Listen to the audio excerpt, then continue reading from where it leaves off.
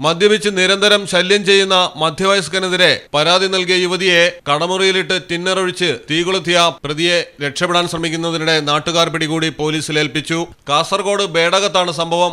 മണ്ണടുക്കിയിൽ പലചരക്ക് കട നടത്തുന്ന പ്രവാസി നന്ദകുമാറിന്റെ ഭാര്യ 26 വയസ്സുള്ള രമിതയ്ക്ക് നേരെയാണ് 56 വയസ്സുള്ള രാമാമൃതം ആക്രമണം നടത്തിയത്.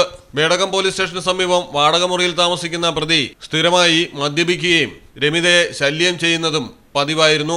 ഇതിന്റെ പേരിൽ രമിത ബേഡകം പോലീസിൽ പരാതി നൽകിയിരുന്നു. ഈ വൈരാഗ്യത്തിലാണ് പ്രതി ടിന്നറും കത്തിച്ച പന്തവുമായി എത്തി കടയിൽ കയറി രമിതയുടെ ശരീരത്തൊഴിച്ച ശേഷം തീ കൊളുത്തിയത്.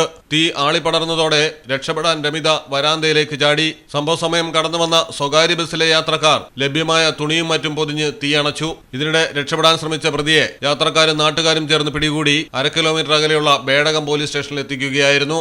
യുവതിയെ തീവ്രപരിചരണ വിഭാഗത്തിൽ പ്രവേശിപ്പിച്ചിരിക്കുകയാണ്. മലയാളം ടെലിവിഷൻ, കാസർഗോഡ്.